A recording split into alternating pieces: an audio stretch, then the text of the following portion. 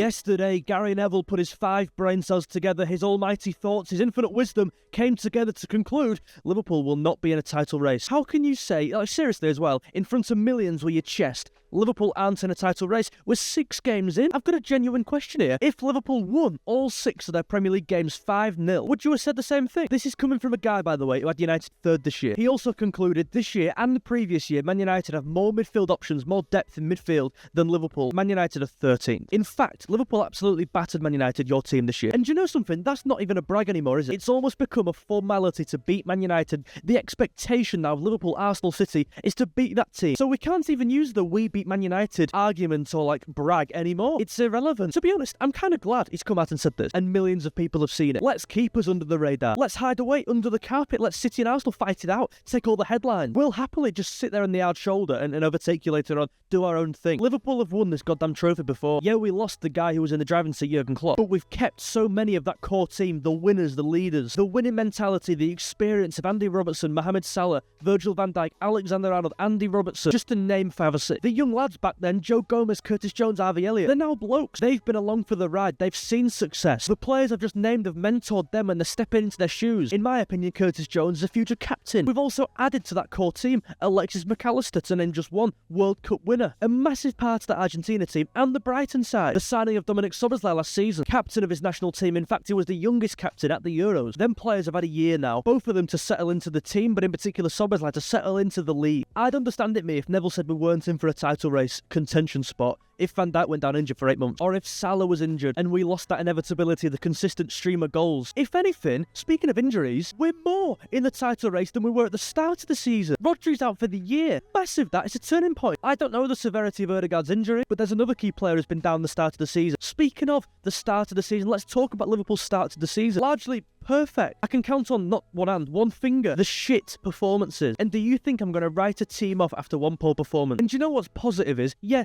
Liverpool was shit that day against Forest, but the way we bounced back, the character we had to bounce back. The next game was AC Milan at San Siro. That ground can eat you up and swallow you whole. Liverpool win 3-1 that day. Whilst Liverpool haven't had the hardest start, Arsenal going away to Villa, Arsenal going away to the Etihad, and Spurs. It's not on that level, I'm not saying it is, but you can only play what's in front of you. The Ipswich game, the first game of the season, anything can happen. A newly promoted team, new to the league, essentially that were a free hit for them. The fans were right behind them more than ever, right on top of you. Liverpool took a half to get into that game, and then Liverpool found the goal, 2-0. Brentford, 2-0. Man United, 3-0. Liverpool's first 3 games, goal difference of 7. 7 scored, 0 conceded. Beating Bournemouth, beating AC Milan away, beating West Ham in the Cup, beating Wolverhampton Wanderers. And whilst, yeah, that wasn't a convincing performance, if you're going to win the league or contend or even get top 4, you have to get through games when you're playing shit. And that was, to me, a sign that we can slug out games. In my opinion, Wolves completely changed the way they play against us compared to the rest of the league. What I've seen so far this season, right? It took us time in the first half to adjust to that change, and we weren't very good. But I'm speaking like we won that game. And Liverpool are top of the league. 2 goals conceded this season. We've also got the best goal difference, no major injuries. So where's the reason?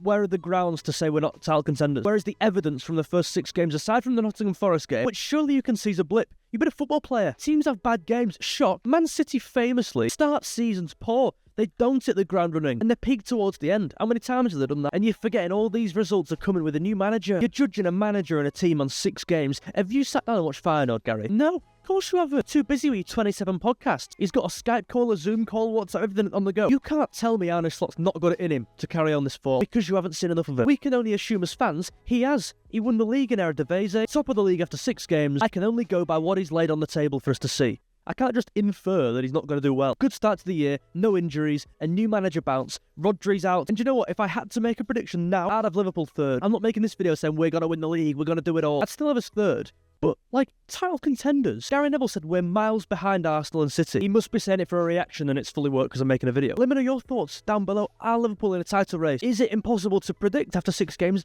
Largely, yeah. But I know what I'll do. I'll predict Liverpool to not be in a title race and try and be quirky and different. But I still think Man United will finish 3rd. That's what I think. This on TV, this. I've got to pay £22 a month to watch this shit. When you're a pundit, but you're clearly biased. When he's on commentary, it's insufferable. When you're listening to Gary Neville commentate a Liverpool game, then you may... I'm not even using hyperbole. You may as well turn it off. You're better off turning it off. The commentary, guys, put on mute. Do your own commentary. It's so negative. There's clear bias there. And I even think Jamie Carragher on commentary on Liverpool games is the other way kind of bias. I actually don't think Jamie Carragher is as critical as he could be because I guess they're his own team, right? And I'd be the same, by the way, as a Liverpool fan if I was commentating all our game. I wouldn't feel it in me to point out all the mistakes. I'd most likely be inclined to comment praise on my team because they're my team. So that can go both ways with the commentary and the bias. I'm just going to say it. I don't think Gary Neville watches the game as much as he used to. Some of his points are so lazy now. There's no backbone behind his points. There's no nuance behind it. There's a reason, in my opinion, he don't sit on that sofa on the overlap fan debate. He couldn't debate the weather. Carragher is so far and beyond the best pundit there is out there now. He's knowledgeable, he's nuanced with his thoughts, he's engaging, and he don't just say thought because it came into his head. I'm just going to say this. There's actually some reasoning, some thinking behind everything he's saying. Is he a Liverpool fan who I think's been biased on games? Yeah, 100%. But I'm not talking about commentary at this point. I'm talking about as a pundit. I mean, I might be totally off it here.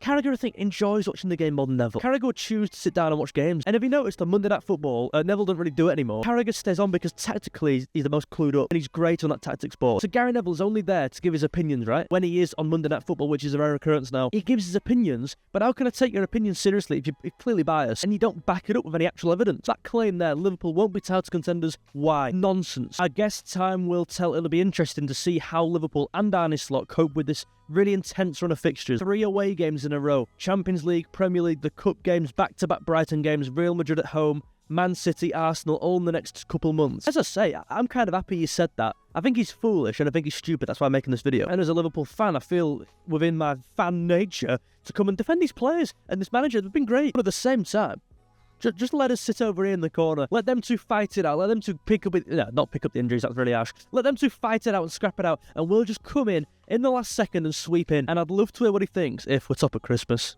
I still don't think... I don't think it'd change. If we are top by 9 points with 1 game to go, he'd still say we'll come fucking third. And Man United would come second. There we go. Let me know your thoughts, please, in the comments. Thank you very much for watching. If you do feel like you've... I say agreed, but if you've enjoyed the video, please feel free to subscribe down below. Very close to 15k. I really appreciate you all. Thank you. Trying to get daily videos coming out, so stay tuned. Ta-da, bye. Let me know your thoughts.